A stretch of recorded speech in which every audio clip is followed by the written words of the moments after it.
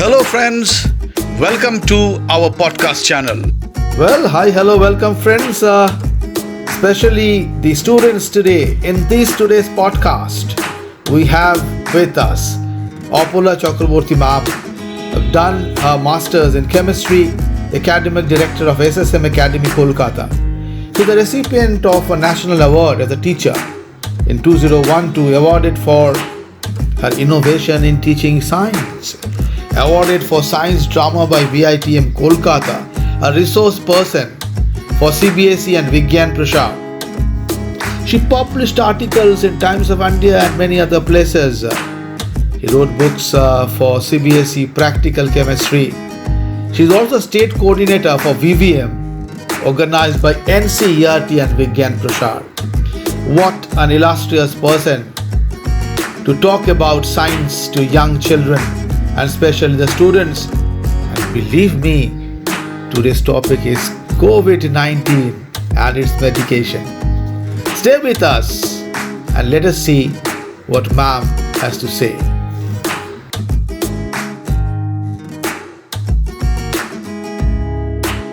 Hello friends, how are you? I hope all of you are well. So, COVID-19, we are at home and it is a lockdown period. So, let's enjoy some story time which is not in your syllabus. You listen it. COVID, COVID-19. Coronavirus, CO, coronavirus, D for December 19, 2019. As it was discovered, the COVID-19, the coronavirus, in the month of December 2019, so it is COVID-19.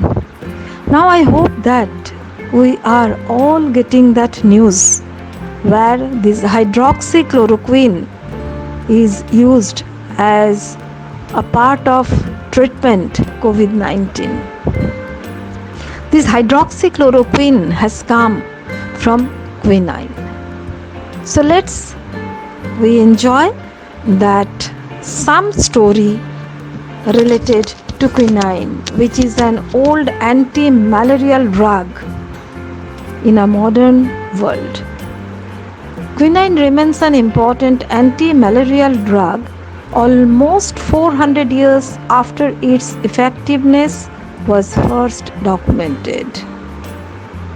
However, its continued use is challenged by its poor tolerability, poor compliance with complex dosing regime, and the availability of more efficacious anti-malarial drug. The discovery of quinine is considered the most serendipitous medical discovery of the 17th century, and malaria treatment with quinine marked the first successful use of a chemical compound to treat an infectious disease. Quinine, as a component of the bark of the Cinchona quina tree, was used to treat malaria from as early as the 1600s, when it was referred to as the Jesuit's bark, Cardinal's bark, or sacred bark. These names stem from its use in 1630 by Jesuit missionaries in South America, though a legend suggests earlier use by the native population.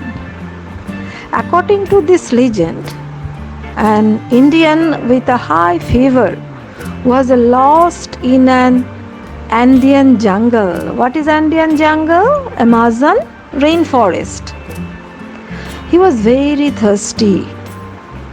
Then when he was walking, he stopped near a pool where the water was stagnant, and in Amazon rainforest, he went to the pond and drank that water from that pool and found it is tasted bitter.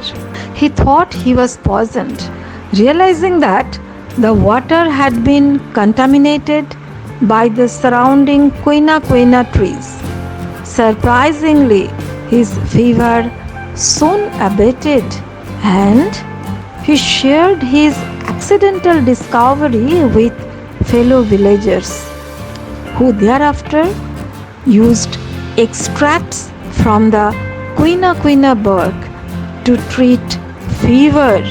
The legend of quinine's discovery accepted in Europe differs though and involves the Spanish Countess of Chincon, who, while in Peru, contracted a fever that was cured by the bark of a tree.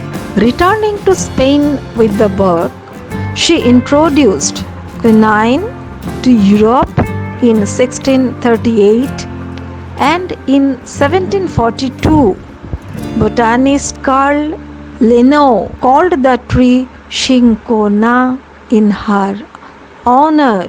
Just like the empires, quinine supported the history of this drug, and the plant it derives from stretches the globe from Andean jungles of South America to the global network of British botanical gardens, from the colonial plantations of southern India to the Indonesian island of Java. By the time Europeans reached and colonized the Andes, the indigenous population already used the bark of the cinchona tree to treat fever.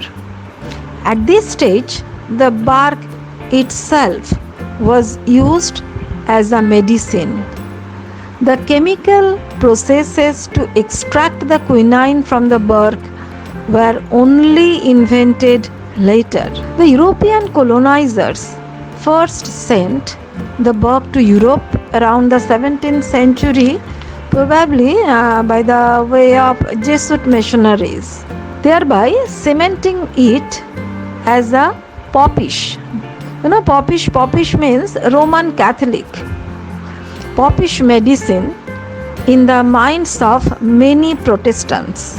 It provided a superior cure to a variety of fevers in Europe, particularly in its swampish region.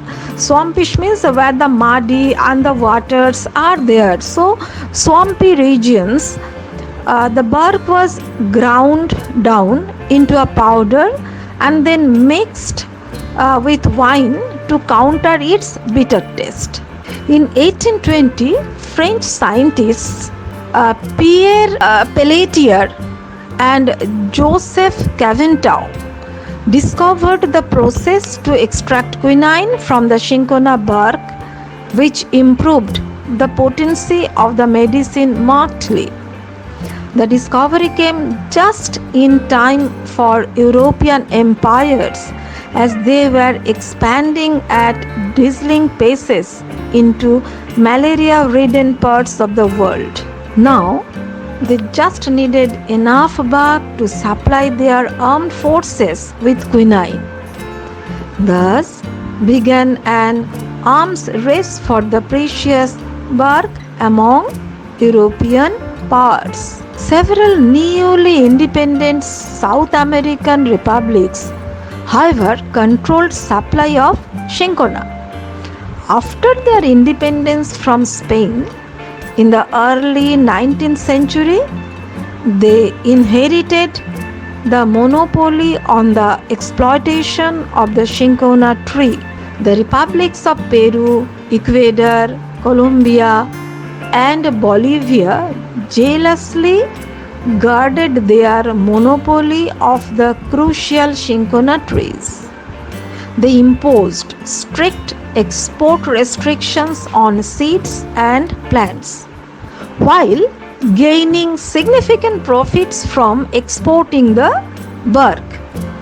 European powers, particularly France, Great Britain, and the Netherlands, needed the bark and wanted to break the South American monopoly.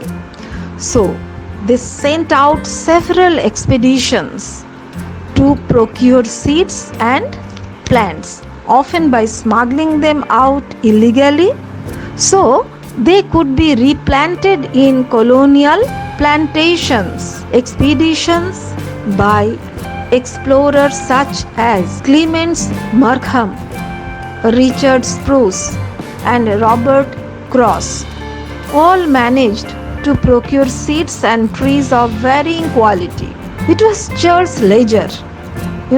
Charles Ledger, however, who thanks to a local named Manuel Incra Mamani. That is the person, Manuel Incra Mamani, managed to procure seeds from the Peruvian-Bolivian border for a species of Cinchona whose bark contained up to 10% quinine. That is a significant improvement over other species. In 1865, these were sent to London, where the British government showed little interest in them. They were eventually sold to the Dutch, who cultivated and improved the species in their colony of Java. Java means now it is Indonesia. This species was called Cinchona legeriana in honor of Charles Ledger. What is that? Cinchona legeriana, that is the species, and formed the subsequent basis of much of the world's supply of quinine. The story of Manuel Incra Mamani ends on a more depressing note. He did not get a plant named after him, and during a seed collecting trip in 1871 was arrested, imprisoned, and savagely beaten by the police. A beating from which he died sometime after his release. So sad. Once seeds and plants had been gathered, botanical gardens fulfilled a key role for colonial powers. Kew Gardens, which is officially called Royal Botanic Gardens Kew, formed the centerpiece of the expansive British network of botanical gardens.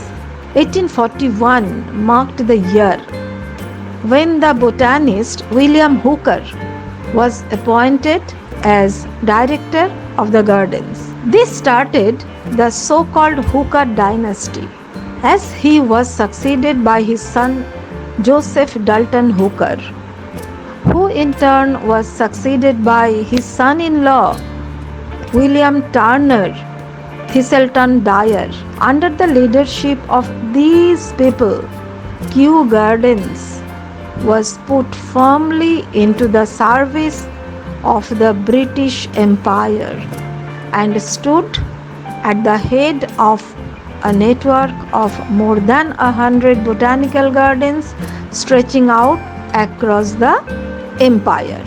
Kew Gardens received part of the Cinchona seeds procured by the Andean expeditions. Other specimens were directly shipped to colonial areas, mainly India. At Kew's, a special greenhouse was even erected specifically for the Cinchona trees. In India, the botanical garden of Utkamand. Utkamand means now we call it as Uti, and Calcutta were crucial for species selection and developing planting and harvesting methods. This prepared the South American tree for cultivation in the Indian subcontinent. Cultivating the Cinchona tree proved to be quite difficult when the plant actually arrived in India. They required quite peculiar conditions to thrive. For example, like cool climate with little temperature variation, besides not being able to be grown on flatlands. Their medicinal purpose also required them to have high enough yields of quinine, yet few species of cinchona possess this quality, particularly because the British did not have in their possessions the Cinchona ligeriana species sold to the Dutch by Charles Leger. Cinchona cultivation eventually proved to be a commercial failure in India. After a peak in production at the end of the 1880s, it was largely replaced with tea by planters. This left the world market for quinine largely to the Dutch. Yet, the limited Indian production was crucial in maintaining British colonial domination in malaria-infested areas. Indian cinchona was at least a political success in the absence of an economic counterpart.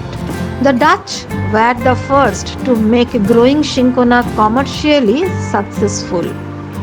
They created plantation in their colony of Java that eventually dominated world production of quinine. The tree was successfully introduced on the island in the 1850s and 1860s through the cooperation of private planters, the Dutch government, and scientists. In 1942, when Japanese troops invaded Java and took over cinchona production because the Allies needed the medicine for their troops in tropical areas, this caused a sudden, desperate search for other cinchona sources. The Americans even sent expeditions to the Andes in search of cinchona. This sudden shortage of quinine forced world science to speed up its research into synthetic medicines. This eventually produced drugs that would replace quinine as the main anti-malaria medicine in use in the world. Yet, quinine is still valued today as a secondary medicine, and in Java there are even some cinchona plantations still in existence.